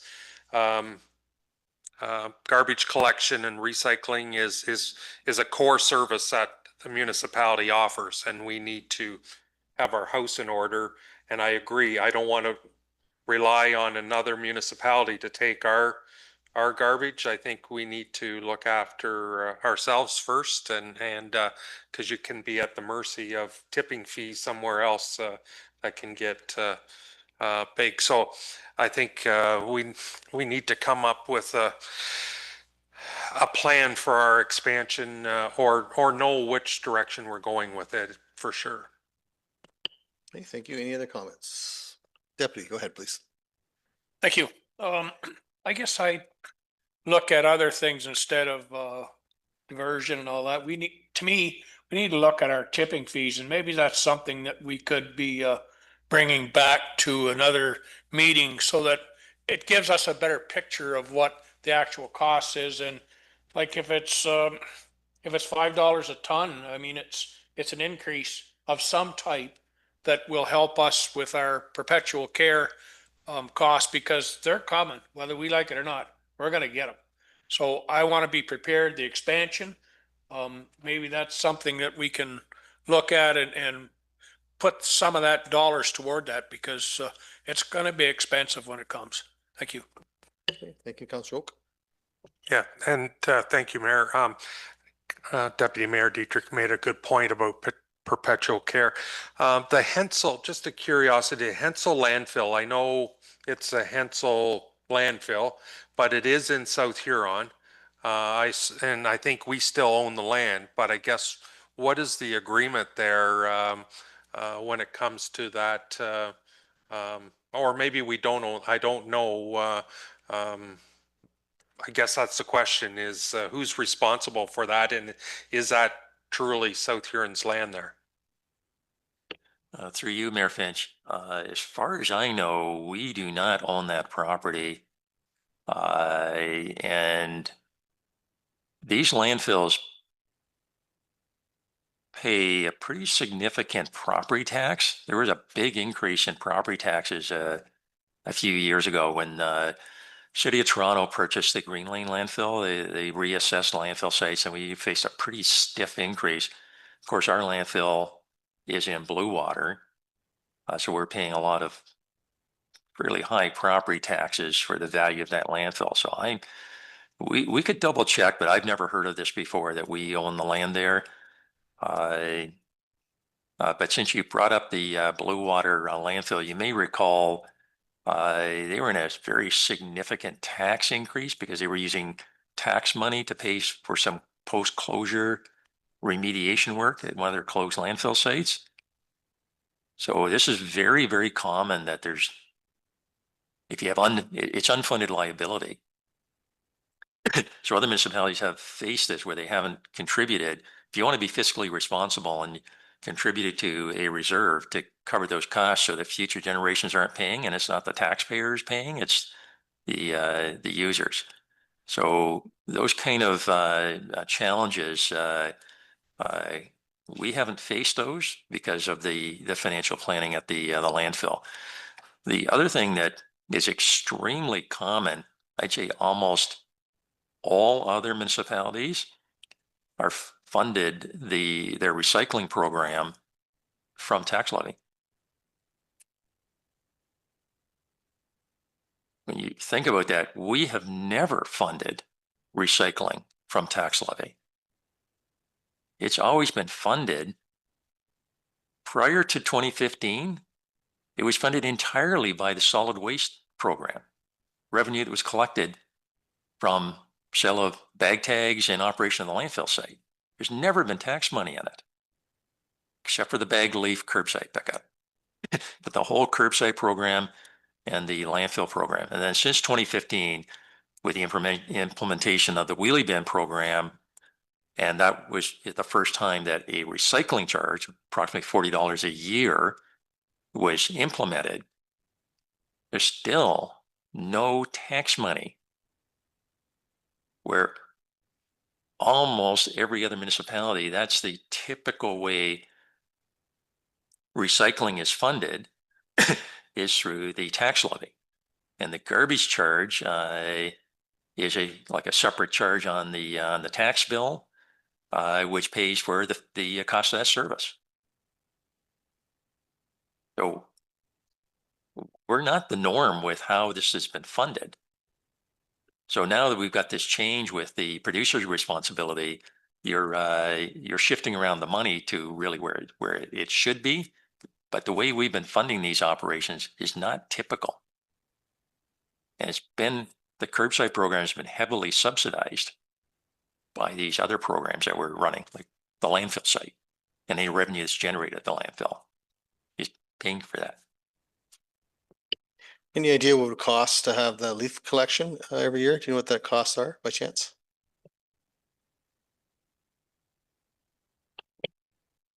Through you, Mayor Finch, we do not have that information at this time, but we will get that information. No, I figured you may have to look that up, but I appreciate that. Councilor Oak, you had something? Yeah, just thank you for looking into that other landfill, because all our maps show that it's in South Huron in all our maps. So I guess it's not carved out of any of our maps, that landfill. So just want to make sure. Thank you. Yeah, I just through you, Mayor Finch, I just want to clarify. It is definitely located in South Huron. It's one of those weird things where Blue Water has a landfill property in South Huron, and then South Huron has a landfill property in Blue Water. But I do not believe we own the property that that Hensel landfill is located on. Okay, thank you. Any other questions? Councilor Vaughn, then Deputy. Yes, through you. So Dawn, I think I've got this right, but we have, last time we took a look at the tipping fees was, you think, in 2015? And so was that also the last time that we set the garbage charge that we charge quarterly and the recycle charge that we charge quarterly? To you, Mayor Finch, 2015 was the last time we did a comprehensive tipping fee review, but the curbside garbage and recycling fees, the latest bylaw 2024, they're looked at much more frequently. I believe it last year there was an increase. So the curbside fees are reviewed through every budget cycle, and there has been increases through the fees and charges bylaw. So they've typically been increases for when BRA has increased their cost, either the cost of living increase for the garbage, and then there's whatever the increase has been on the recyclable. So that's looked at very frequently. I believe it's only the last increase is about a year ago. Okay, thanks for that. So is it fair to say that, because I noticed when we came into council tonight, we received a summary of solid waste related reserves, like a sheet with where the money's been in and out of reserves since 2018. And it suggests, because I don't know the story behind all these numbers, but it suggests that we've been basically funding a good chunk of our solid waste program through the use of reserves, not through the use of, even though we've been incrementally increasing fees to constituents, we haven't actually been passing on the costs at all. We've just been leaning on reserves, is what this page is kind of telling me. Is that true or not? I'm not the treasurer, through you, Mayor Finch. I'm not the treasurer. Okay, that's fine. I can, Aaron is. Aaron's here to tell me, okay. But I have the same understanding. Through you, Mayor Finch. So the summary that was provided shows the solid waste department specific reserve. So because it's a user fee department, they get to keep their surplus or deficit each year. It's not divided out between landfill and curbside. It's one summary for the whole solid waste department. But yes, from 2018 to 2023, they were running at a deficit each year, and funds were taken from the reserve to balance. Okay, so any kind of increases we did with user fees, we were not taking into account that we were leaning on reserves to actually pay for the service. For you, I can't speak to how it was decided to do the increases for that, but it was taken into account when making the budget that we would have deficits in some of these years. And then in other cases, it was just how things landed. Okay. Thank you. One more question? Go ahead. Yeah. Kind of a question. Yep. Yes. Yep, sure. And a bit of a comment and a question. Sure. So just kind of looking at everything that's been provided today, I'm looking at a couple of things. We've gotten a lot of English about different issues that we have, but we haven't been given a lot of costs for what these things are. So it's kind of, we've been given some suggestions about ways to go, but we haven't got any real costs behind the scope of what some of these potential decisions might mean to us or our constituents. So I'm looking at, we've got perpetual care costs at the closed sites is a cost that I would really like to know what that is.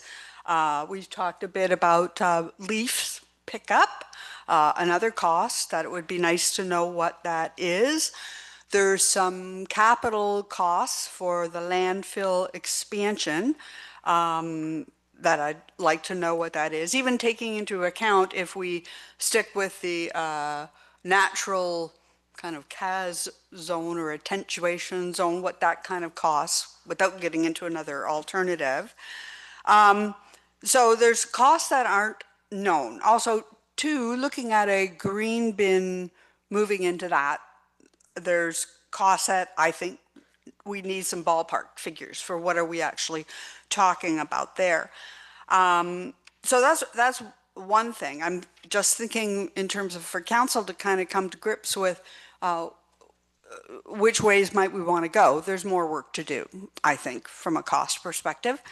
And there's also a communication perspective attached to one of these recommendations, which is when we're speaking about taking the monies that we've been collecting in the recycle program and adding that to a total waste cost for our constituents to bear. I'm not quite sure what that looks like, but if you just do simple math and you add it together, that's a substantial increase to the public. So there's a communication issue that needs to be addressed. How are we actually going to signify that yes, we increased fees, but not enough to actually carry the weight, and these are all the factors that actually come to fruition. I think we need a little bit more work on how we're going to deal with that too. So kind of a question, more a big suggestion and a commentary. Okay, thank you. Mr. Giverson, you have a comment? Through you, Mayor Finch, this is exactly what we would have expected. We purposely did not put costs in this presentation.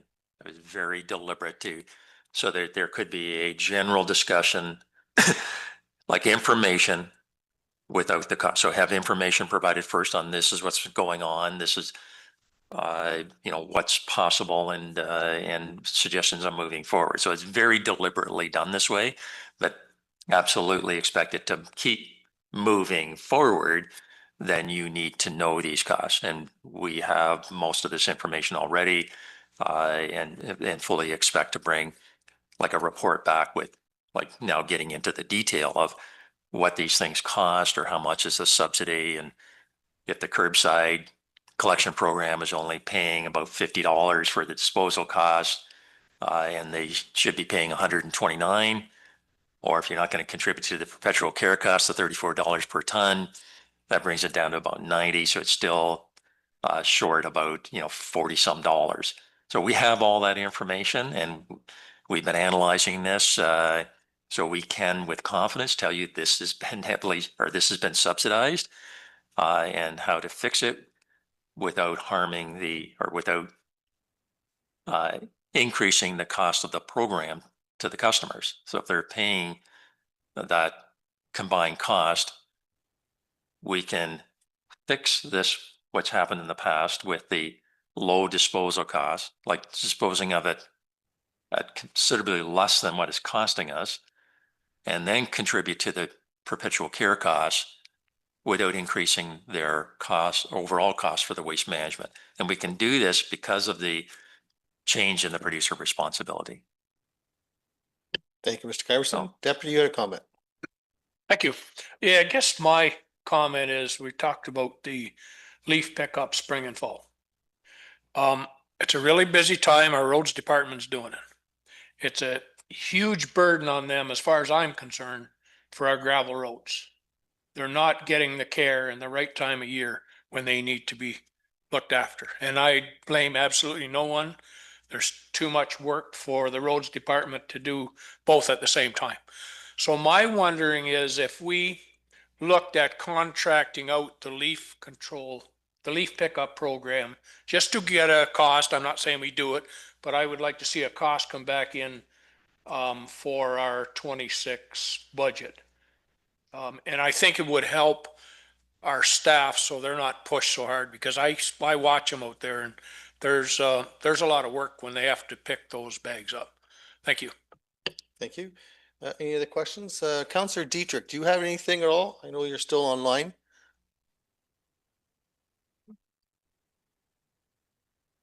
Okay, not hearing anything from you. Are there any other questions at this time from anyone else? Very good. Okay, thank you very much, Don and Alyssa and everyone else for their comments tonight. Okay, if there's nothing further, Ms. Carlson. No, I'm good there, Mr. Mayor. You're good. Thanks, Milt. It's been a great information, a lot of information. So it'll take a day or two to get this under control. Anyway, thanks very much for the information. Great. Thanks very much, Councillor Dietrich. Ms.